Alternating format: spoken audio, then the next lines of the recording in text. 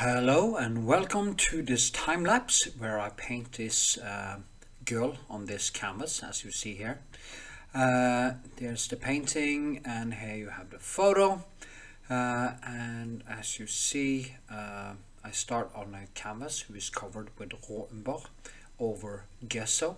It is kind of a wash I use just with turp and raw umber from Winsor Newton, and then as you can see, I just kind of scribble up first I measure so I get the head right, and then I just kind of sketch it like as if it was with charcoal, just freely as you see here, and then I just start adding the light areas and start building. I like to use the raw umber because it's quite neutral. It kind of looks a little bit more yellow here.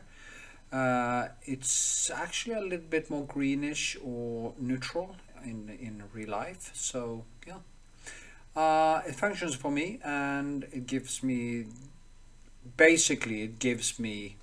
already some kind of shadows. So I just add some more darkness and some light, and then I start painting. It is a long process. I always say that I view it as making a relief. When I see the classical paintings of Rembrandt and other great painters that I like, I always go close to the surface, and I study the brushwork and how they have basically built a relief out of the canvas. And that is the way I would recommend doing it if you are a more classic oriented painter. I would take a different approach if you want to have it more like a photorealistic feel to it.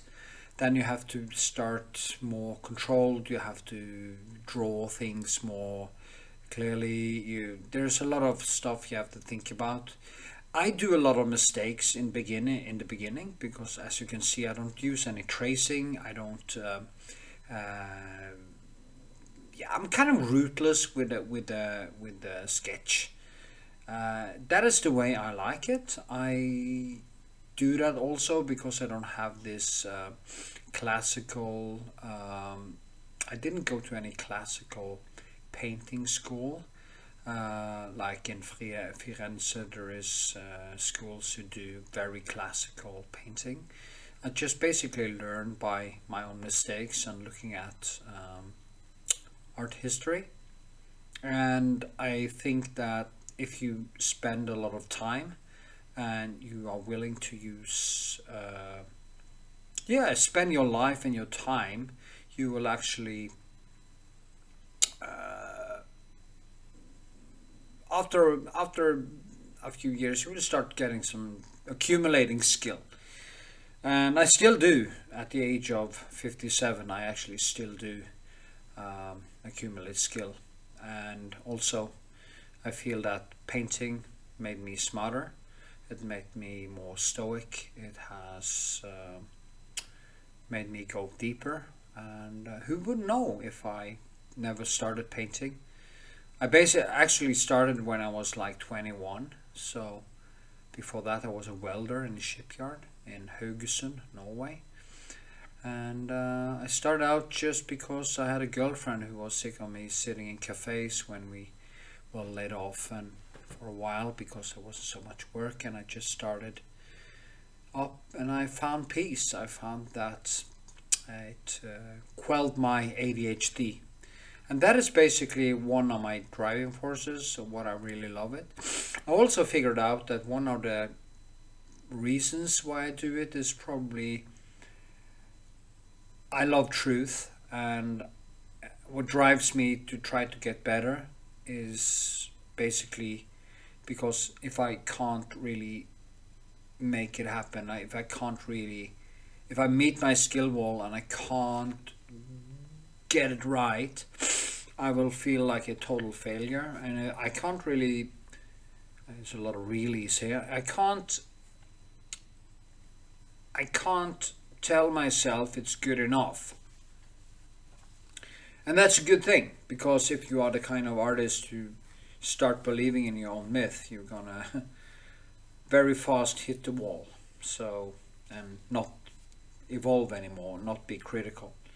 Being self-critical is extremely important, and also having objective standards like the best in the art world as your objective standard for your own work is also very helpful, because you can never reach it. The best painters are like Rembrandt and these, you can never really reach it, but you can reach something that is personal, something subjective, something, or evolve something, or the part of you that can actually create.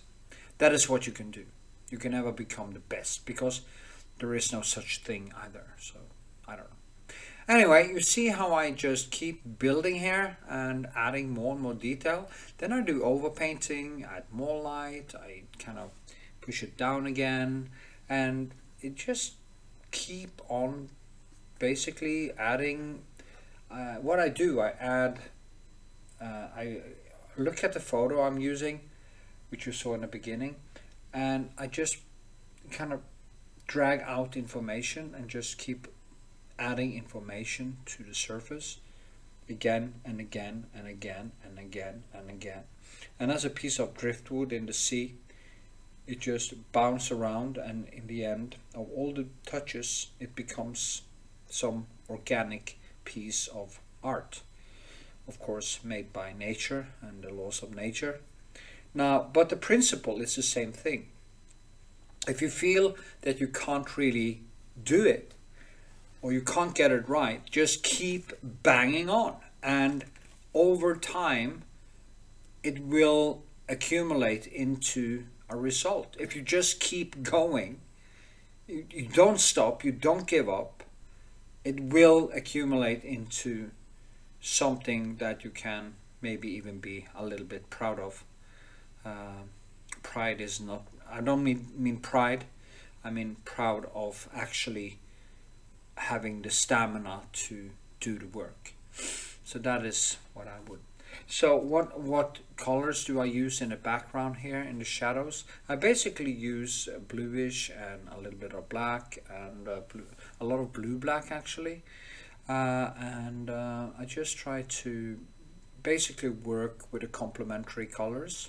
It's kind of subdued in color, this painting, so it's a little bit limited, but it's the yellows, it's the blue, it's the red, it's the, so that creates the skin tone.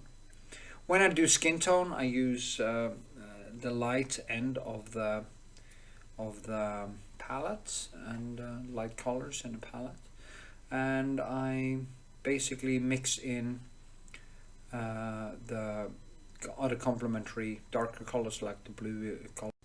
As I said, the blue colors into the shadows, and just keep adding and mixing and yeah, creating.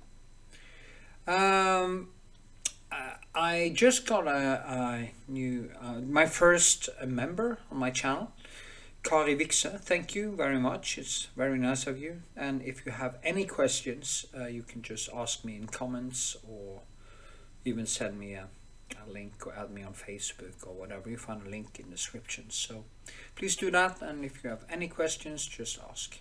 That is why I'm here. That is why you can be a member. Here you can see me in my other studio, finishing it, my studio in Kalmar. Now, if you want me to teach you how to paint, there's several ways you can do that. Become a member. You can buy me a coffee and ask questions that way, or you can go to PATRON and sign up there, and I will do my best to help you become the best painter you can. Yeah. And with this, I hope to see you in my next video. Okay, here it is. I think the face became quite nice, and the chair getting more detailed. It's not going to work. Okay. So, okay, then, as I always say in the beginning, thank you for watching. And see ya.